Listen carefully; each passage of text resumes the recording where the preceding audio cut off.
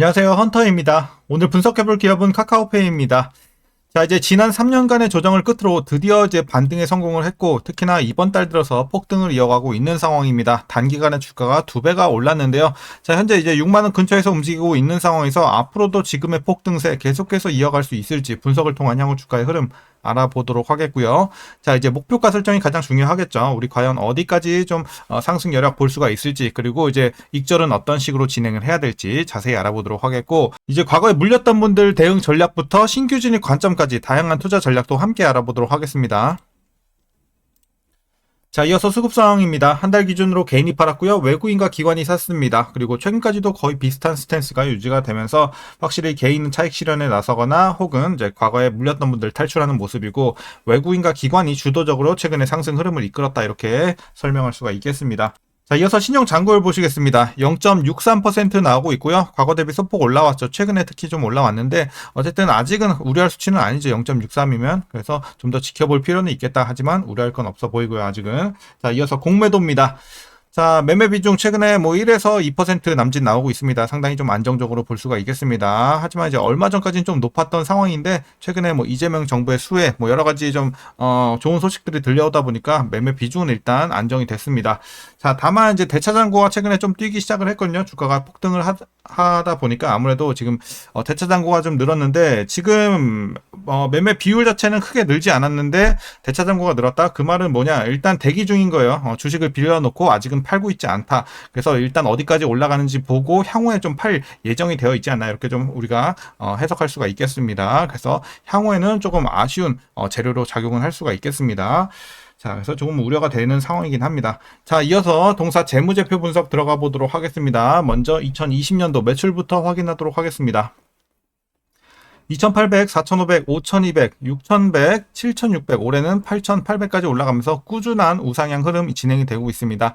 내년 후년도 꾸준하게 올라줄 것으로 보여지고 있어서 괜찮아 보이고요. 자, 영업이익 보겠습니다. 자, 문제가 좀 많았죠. 과거에 계속해서 자, 꾸준하게 적자를 기록을 했고 그 폭이 굉장히 깊어졌었습니다. 하지만 올해 바로 이제 흑자 전환에 성공을 하면서 앞으로는 이제 실적 걱정에서는 좀 해방이 되는 모습입니다. 그리고 향후에도 일단은 좀 들쭉날쭉하지만 지금보다는 나아질 것으로 보여지고 있습니다.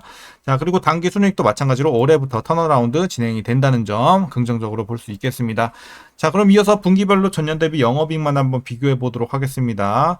자, 일단 작년에는 통째로 모든 분기가 다 마이너스를 기록을 했습니다. 특히 4분기가 제일 컸고요. 적자가. 자, 하지만 올해는 꾸준하게 1, 2, 3, 4분기 다 흑자 전환을 합니다. 그래서 전년 대비해서는 매분기 상승이 진행이 되고 있다, 이렇게 보시면 되겠고요.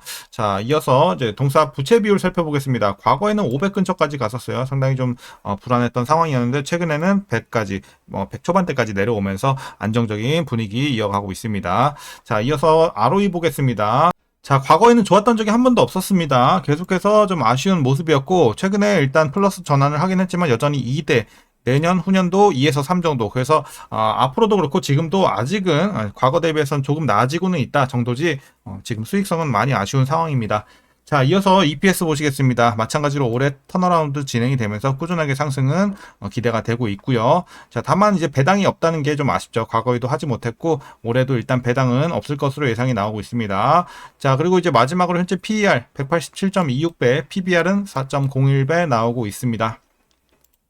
자, 그리고 현재 주가 밸류에이션 상황은요. 자, 사실 엄연히 따지면 지금 약간의 고평가로 볼 수가 있겠는데, 사실 고평가로 보기도 애매한 게 지금 재료 자체가 상당히 좀 크게 좋은 호재들이 많이 들어오다 보니까 일단 이런 것들을 좀 반영을 해서 우리가 재평가를 해야 되는 시기가 되지 않았나라고 보고 있습니다. 그래서 지금은 적정 주가로 보고 있습니다. 그래서 비싸지도 싸지도 않은 구간으로 말씀드리도록 하겠습니다. 자, 그럼 이어서 카카오페이 관련 이슈 한번 살펴보도록 하겠습니다. 자, 먼저 민병덕 더불어민주당 의원은 최근 가상자산 산업 진흥을 위한 1호 업권법인 디지털자산기본법을 발의를 했습니다. 법안은 원화 스테이블 코인의 제도권 진입을 위한 발행 근거를 마련했다는 것이 핵심이 되겠고요. 발행과 유통, 서비스 전반을 규정하는 내용을 담았습니다. 그리고 당초 공개된 디지털 자산 기본법 초안의 자본금 기준이었던 50억 원에서 5억 이상의 이런 일반 법인으로 발행 요건 자체를 크게 낮추면서 비은행권인 핀테크와 가상자산, 스타트업 등의 이런 기회가 열릴 것이라는 해석이 나오고 있고요. 이런 가운데 카카오페이는 탄탄한 자본력으로 원화 스테이블 코인 시장을 주도할 것으로 이제 주도할 핀테크 업체로 최근에 주목을 받고 있다라는 점에서 수혜가 예상이 되고 있습니다. 그리고 그룹사 전반에 은행과 뭐 증권, 보험 등 다양한 금융 플랫폼을 또 갖추고 있기 때문에 원화 스테이블 코인의 유통과 결제 서비스에 접목할 만한 여력이 충분하다는 측면에서도 같이 관심을 받고 있습니다. 자, 그리고 2차 추가 경정 예산안에 지역화폐 예산이 포함되어 있다는 점을 고려할 때 지역화폐 플랫폼을 기반으로 서비스하는 결제 서비스사들의 긍정적인 영향을 미칠 것으로 보여지는 점도 최근에 호재로 다가오고 있습니다. 또한 지난달 소비자 심리지수가 101.8로 작년 10월 수준까지 상승했다는 점에서 향후 소비심리 회복 가능성이 점쳐지고 있고요. 물론 과거 TMF 사태의 영향으로 결제 관련 주식의 실적이 저조하긴 했지만 전반적으로 유동성이 확대되고 여행 수요가 같이 증가하면서 1분기가 저점을 형성할 것으로 기대가 되고 있습니다. 자, 그리고 앞서 한 매체에서 이제 어떤 얘기가 나왔냐? 카카오페이가 시장 점유율 확대를 위해서 5천억 원의 가격으로 쓱페이와 스마일페이 인수 협상을 하고 있다라고 보도가 나왔었는데, 자, 이에 카카오페이 측에서는 어떤 얘기를 했냐? 자, 공시가 떴죠. 11일 풍문 또는 보도에 대한 해명 공시에서 쓱페이와 스마일페이 인수가 결정되지 않았다라고 밝혔습니다. 그리고 카카오페이는 사업 성장을 위해 쓱페이, 스마일페이 인수권을 포함한 여러 가능성을 검토하고 있긴 하지만 이제 구체적으로 확정된 사항은 없다라고 이제 확실히 좀 못을 박았습니다. 자, 그래서 좀 잠재되어 있는 모멘텀 정도로만 보시면 될 것 같고요. 이제 마지막 이슈 보겠습니다. 현금 사용이 빠르게 최근에 줄어들었죠. 이제 가지고 다니는 사람이 거의 없는데 선불 충전금 기반의 간편 결제 서비스가 새로운 결제 트렌드로 떠오르고 있습니다. 그래서 현재 카카오페이머니 잔액 보시게 되면 올해 1분기 말 기준으로 5,920억 원을 기록을 했고요. 전년 동기 대비 11% 증가세를 띄었습니다. 특히 경기 불황이 장기화되면서 소득공제 혜택과 이자 수익까지 기대할 수 있는 이런 선불 충전금 기반 간편 결제 서비스가 합리적 결제 수단으로 주목을 받고 있는 건데요.